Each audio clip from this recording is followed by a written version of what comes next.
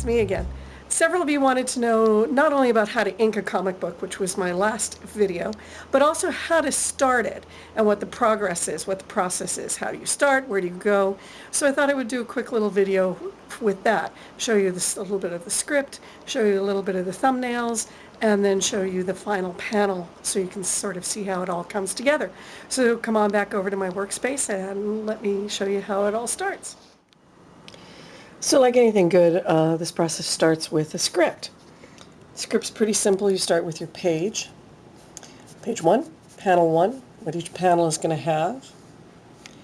And then the caption. So that's, if it's not dialogue, if it's just something in the corner saying this happens, or a voiceover, it's a caption. If it's dialogue, then it's treated as dialogue. So this is the script for the first couple of pages of the Wraith. It did change as it progressed, so some of this has changed quite a bit.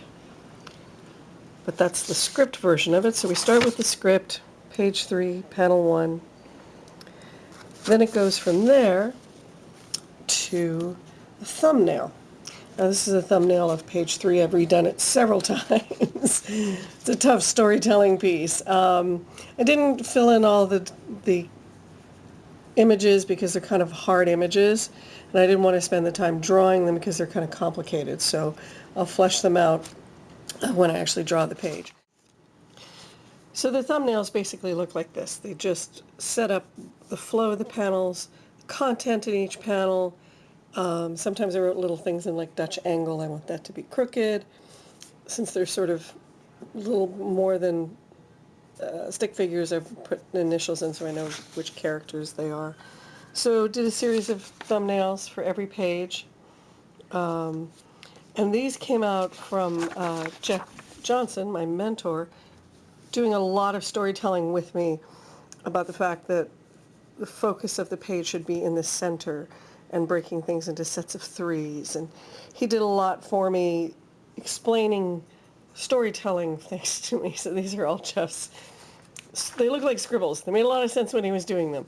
A lot about how to frame the page, how the panel should lay in the page. Thankfully at Drink and Draw he would spend a lot of time with me just going, here, think about this. Do we want 2 people just talking to each other?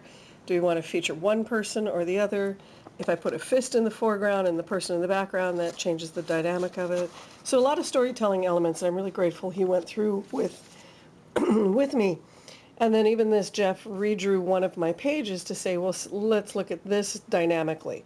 What if we put this here and do that, and then pull this up, and then think about that and focus on there, and bookend things. So this was a huge help for me thinking about my pages. Once we go from these sort of thumbnails, then expand them into sort of bigger thumbnails, roughing in again what's going to be on each page. So this is the page I'm currently working on. I made some changes as I went, so these start off as 3 panels, and then I decided it was going to be 2. So I made little notes at the top, widen this out. This is where a caption's going to go. These, again, were kind of tough drawings, so I decided to just sort of write in what they're going to be until I can find some reference. And so this entire sketchbook is filled with these rough pages. Oh, these are the ones that I didn't like, so I cut them out. Rough pages laying out what each page is going to look like. And then from there, get all this stuff off, we go to the actual board. So this is page 3 in progress. So this is the 11 by 17 comic book board that I was using before, that I was inking on. And it comes already sort of pre-laid out. So it gives you little tick marks where your panels can go vertically, little tick marks on the side where your panels can go horizontally. It's set up for either 2 big panels per page or 3 sets of panels per page. And then I use a non-photo blue pencil. I like this one. It uses a lead. And then use this teeny tiny little pencil sharpener to sharpen that lead. But the nice thing is when I scan it in, this blue disappears. It's a little more challenging to draw with. I actually like drawing with a pencil better than this non-photo blue. But I'm just beginning to lay out. I've got the first 2 panels laid out in pencil, and then I'm going to work on these 2 panels.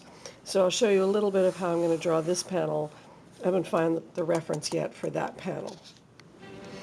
So the next step is really finding reference for what I want. This is actually going to be an image of a panel with her boyfriend grabbing her by the hair. This is a really sort of violent page. There's a great resource called Photo Reference for Comic Artists that has great fight poses and that kind of thing. Or I just go to Google, put in whatever I'm looking for, and pull up an image. Let me flip over to where we are. So I'm going to use this image as my reference, and I like my iPad because I can go in really close, or I can pull out all the images that a bunch of the images that I'm using for this whole page, trying to get different angles. That's my cat. So this is the one I'm using for the piece that the panel I'm doing right now. So I'm going to kind of get it centered where I want it. And then I'm going to take that and I'm going to... So I've already sort of started laying it out. So I rough in some general shapes, trying to get... This is how I approach almost any drawing. Thanks, Mission Renaissance. Think about the shapes of things. There's a circle in there. How things fit together. So even building a hand, and look at the shapes inside the hand. Kind of rough it in. So this is where I make a lot of those decisions. Where are the shades going to be? Where's the tone going to be? How do I want it to look? How much information am I going to need? Make sure my eyes line up.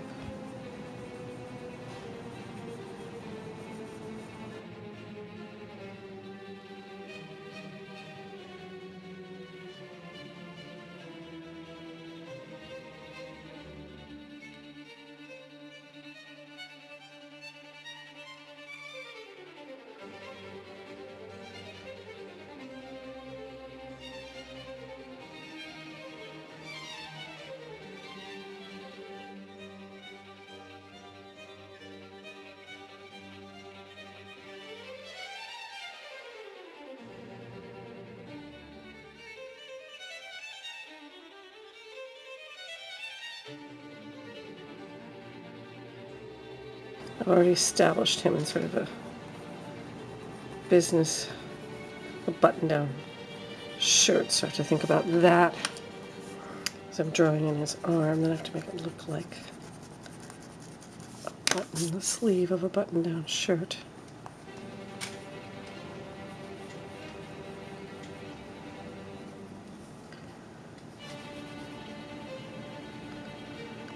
Nice and loose.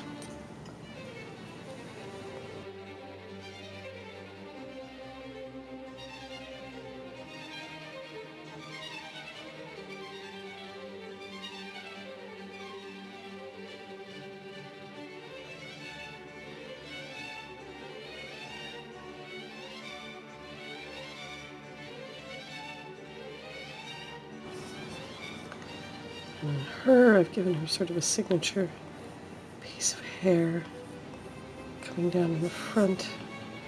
About how what would be going on with her hair. So it would be coming out of his hand.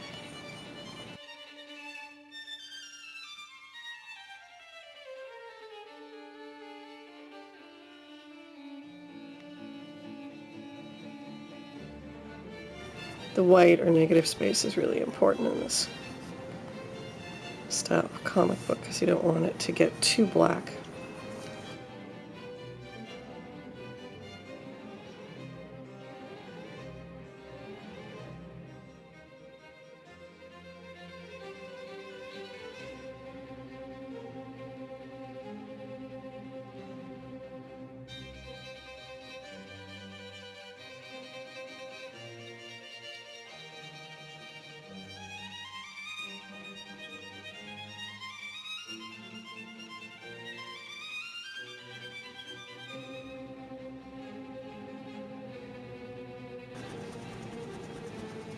Constantly have to think about light source. Where is the light source coming from?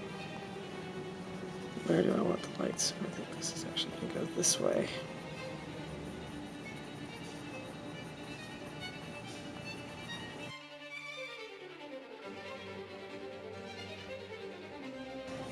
Basically, that's the panel.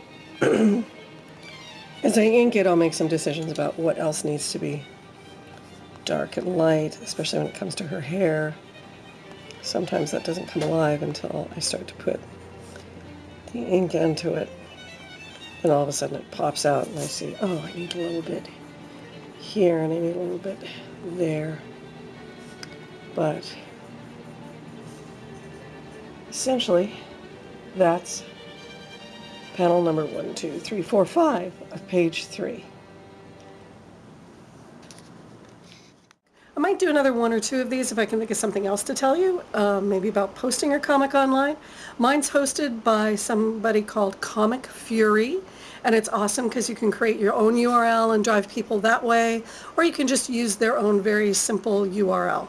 So anyway, let me know if you like it. You can comment, you can like, you can share, you can check out the other videos I have, some of my short films, and some other things that I have on there. Check out maybe the Mastermind web series, kind of awesome.